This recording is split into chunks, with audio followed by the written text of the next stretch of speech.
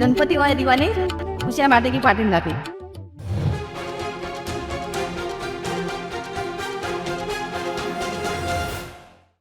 तर विदर्भ आणि मराठवाड्यानंतर पश्चिम महाराष्ट्रावर आपण येऊया. राजदीप माझ्या बरोबर आहेत. राजदीप, पश्चिम महाराष्ट्रामध्ये तुम्ही सोलापूर, कोल्हापूर, सांगली, सातारा या 4 ठिकाणी गेलो, नंतर बारामती आणि ऑफकोर्स पुणे, बरोबर? म्हणजे 5 जिल्हे त्याच्यामध्ये कव्हर झालेले होते. साधारण पश्चिम महाराष्ट्रामध्ये गेल्या वेळेस आपण बघितलं की लोकसभेच्या वेळेस आपण बघितलं, म्हणजे माढासारखा लोकसभा मतदारसंघ असेल, इव्हन सातारा जिथे उदयनराजे जिंकले, पण तिथे तुतारीवर म्हणजे त्या निशाणीवरनं जे गडबड झाली होती. बारामती सारखा लोकसभा मतदारसंघ सगळ्या मतदारसंघात खडकवासला सोडून बाकी इतर मतदारसंघात लीड घेऊन विधानसभेच्या सुप्रिया सुळे जिंकल्या होत्या. सोलापूरमध्ये प्रणिती शिंदे जिंकल्या होत्या. कोल्हापूरमध्ये शाहू महाराज जिंकले. तर महाविकास आघाडीचा दबदबा आपल्याला बघायला मिळाला होता आणि व्यवस्थित मार्जिन्स होती, असं नाही की फार थिन मार्जिन्सने जिंकले.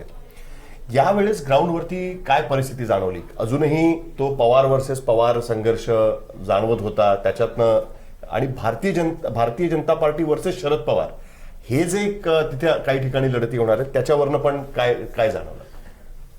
साहिल, मला वाटतं आपण पूर्ण महाराष्ट्राची स्थिती घेतली तर जसं मी पहिल्यांदा पण म्हणालो, हा एक हायपर लोकल इलेक्शन आहे, स्थानिक मुद्द्यांवर आहे.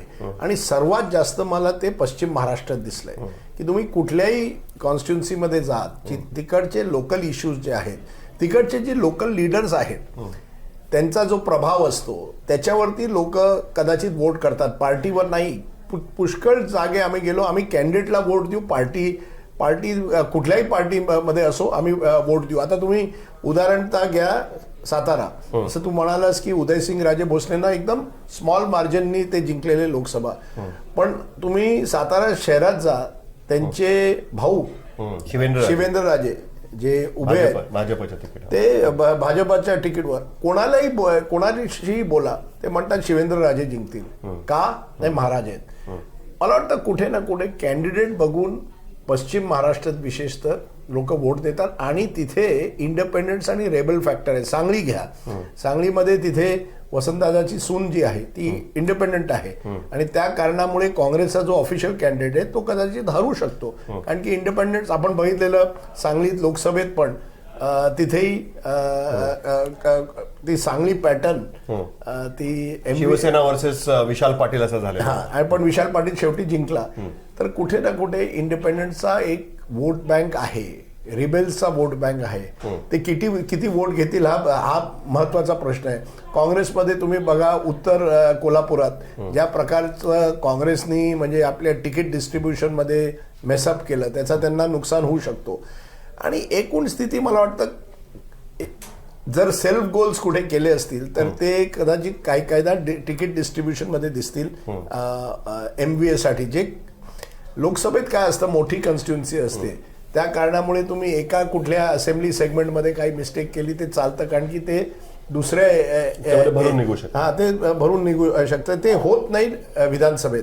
आणि त्या कारणामुळे मला वाटतं एक सीट बाय सीट फाईट आहे. तू बारामतीचं उदाहरण गेलं, मला अजूनही वाटतं की बारामतीत ॲडव्हान्टेज अजित पवार बारामतीत. तर त्या कारणामुळे जो व्यक्ती ज्याचा एक होल्ड आहे आपल्या एरियावर तो जिंकू शकतो.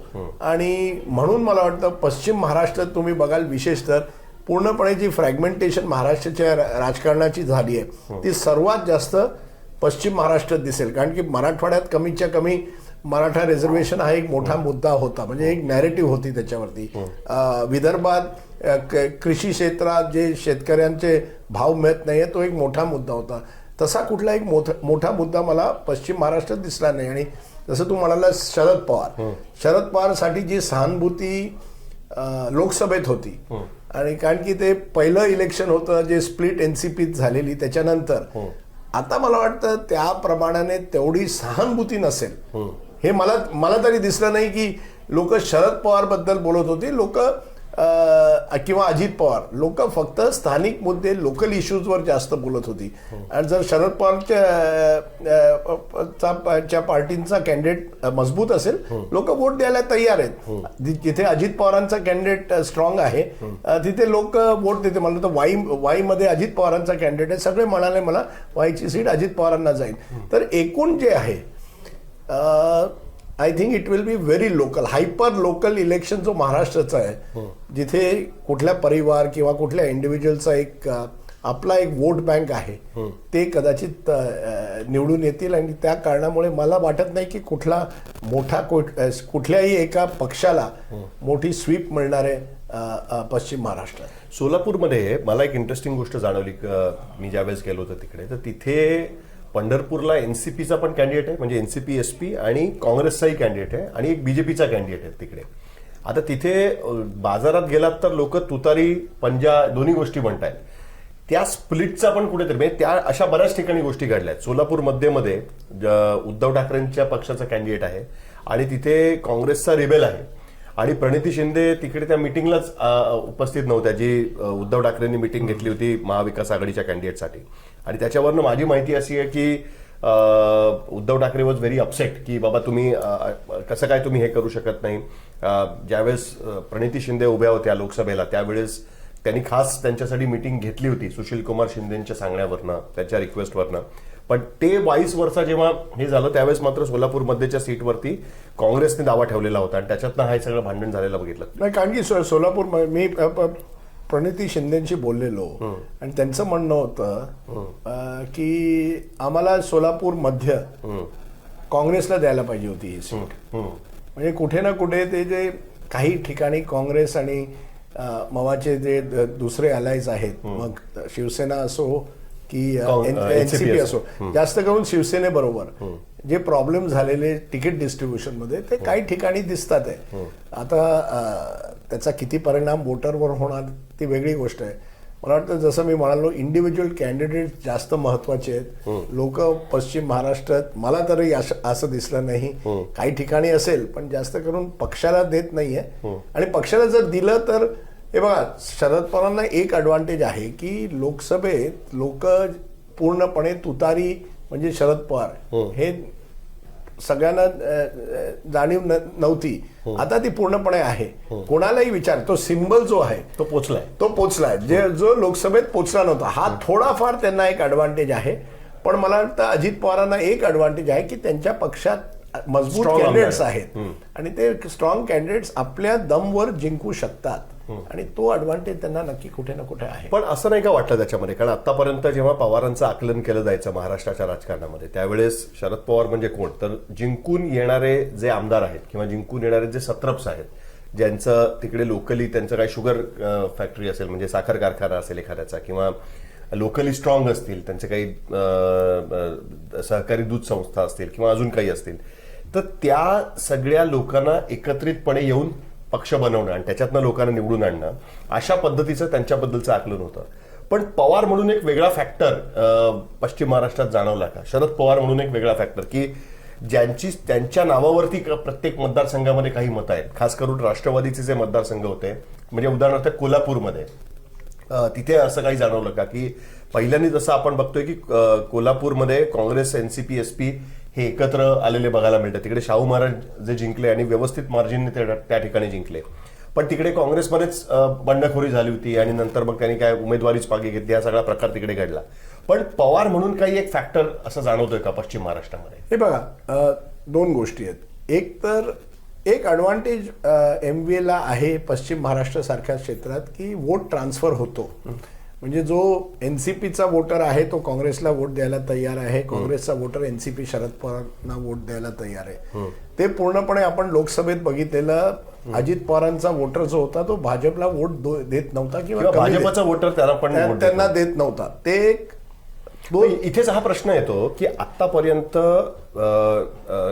अजित पवारांचे कॅन्डिडेट जे जिंकलेले आहेत त्याच्यामध्ये काँग्रेसची मतं पण, कारण पश्चिम महाराष्ट्रामध्ये काँग्रेसची पण काही मतं आहेत, त्यात परत पवार फॅक्टरची पण काही मतं असू शकतात.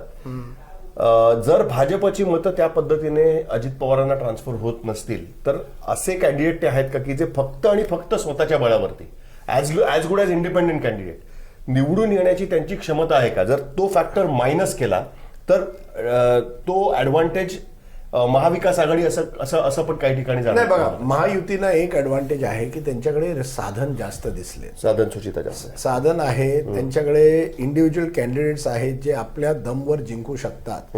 पण हा जो वोट ट्रान्सफरचा प्रश्न हा एक मोठा प्रश्न आहे की जेव्हा दोन अलायन्सेस एकामेका समोर असतात असे मला वाटतं 30-35 सीट आहे जिथे कॅन्डिडेट्स फक्त पश्चिम महाराष्ट्रात नाही, जिथे शरदचंद्र पवार एनसीपी आणि अजित पवार एनसीपी एकामेकाशी डायरेक्ट फाईटमध्ये आहेत. बरोबर. तिथे शरद पवार फॅक्टर कदाचित त्यांना थोडाफार ॲडव्हान्टेज देऊ शकतो ह्या कारणामुळे की तिथे जो काँग्रेस किंवा शिवसेनेचा जो वोटर आहे तो कदाचित त्यांना वोट देऊ शकतो, विशेषतः काँग्रेसचा वोटर. म्हणजे एकूण जर काँग्रेस एनसीपी एक ब्लॉक घेतला आणि आपण बघितलंय पहिल्यांदा पण त्याचा प्रभाव झाला आहे पश्चिम महाराष्ट्रात. उदाहरणतः तुम्ही 2004-09चे इलेक्शन बघा, हा जो अलायन्स होता त्यांचा, अलायन्स म्हणजे तो पोस्टपोल झालेला काही असो पण एक अंडरस्टँडिंग होती त्यांची, तेव्हा त्यांना ॲडव्हान्टेज व्हायचा. तशी अंडरस्टँडिंग जमिनीवर अजूनही थोडीफार आहे जी पूर्णपणे एनसीपी अजित पवार आणि बीजेपी मध्ये नाही आहे. हा एक डिसएडव्हान्टेज आहे. ॲडव्हान्टेज महायुतीकडे एवढा आहे की त्यांचे इंडिव्हिज्युअल कॅन्डिडेट्स आपल्या दमवर, आपले जे रिसोर्सेस आहे, आपले साधन आहेत, केंद्र सरकार पण त्यांच्याबरोबर आहे, राज्य सरकार पण आहे. आणि तो ॲडव्हान्टेज कितपर्यंत ते लोकसभेत, जी लोकसभेत स्थिती होती ती मला विधानसभेत दिसत नाहीये. लोकसभेत आपण बघितलेलं एक, तुम्ही म्हणा शरद पवारांची हवा म्हणा, मी म्हणेन की अनेक फॅक्टर्स होते, एक फॅक्टर नाही.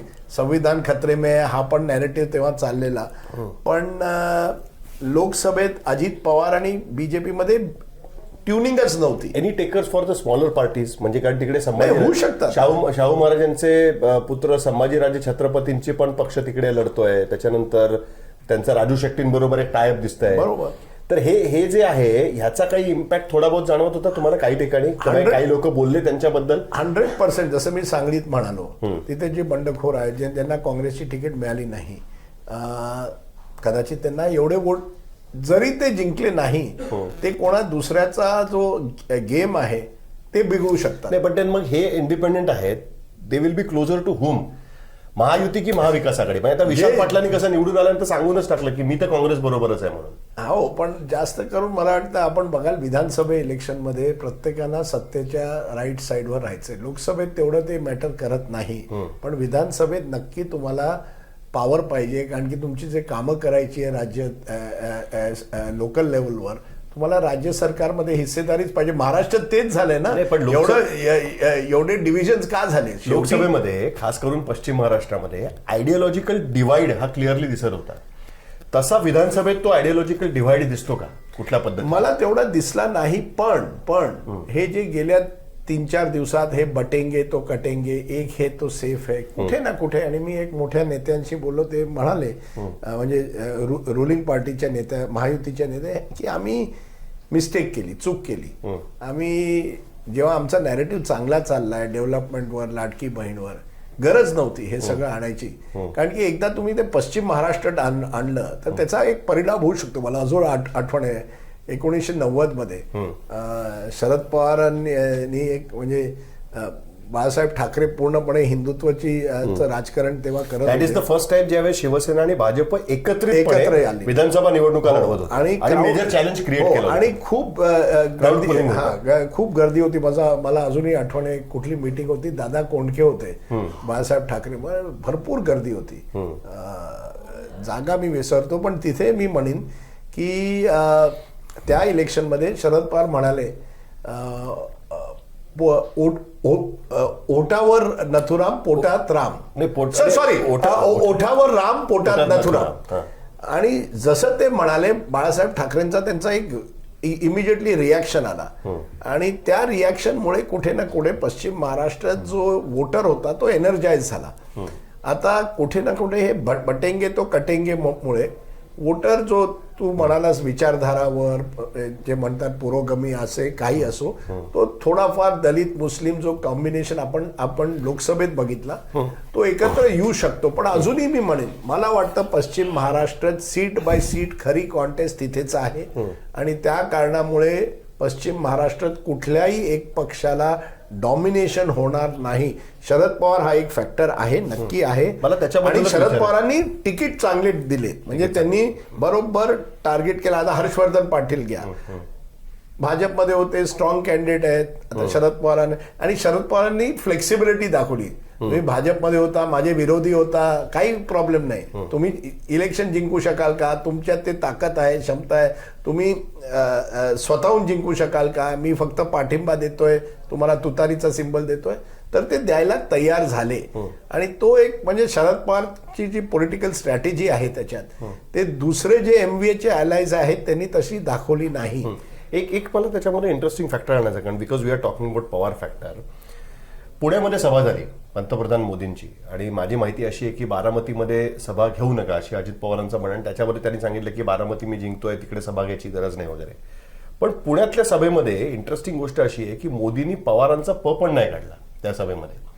आणि अपॅरेंटली मोदींना खूप रिक्वेस्ट करण्यात आलेली होती की तुम्ही पवारांच्या बद्दल कुठल्याही पद्धतीने कमेंट करू नका. आणि त्याच्या आधी आठवडाभर मी पवारांची सभा आणि स्टेटमेंट्स मार्क करत होतो. त्याच्यामध्ये प्रत्येक ह्याच्यामध्ये शरद पवार मोदींबद्दल काही ना काहीतरी बोलत होते की मोदी हे फक्त गुजरातचेच काय पंतप्रधान आहेत, किंवा सगळे उद्योग गुजरातलाच कसे घेऊन जात आहेत.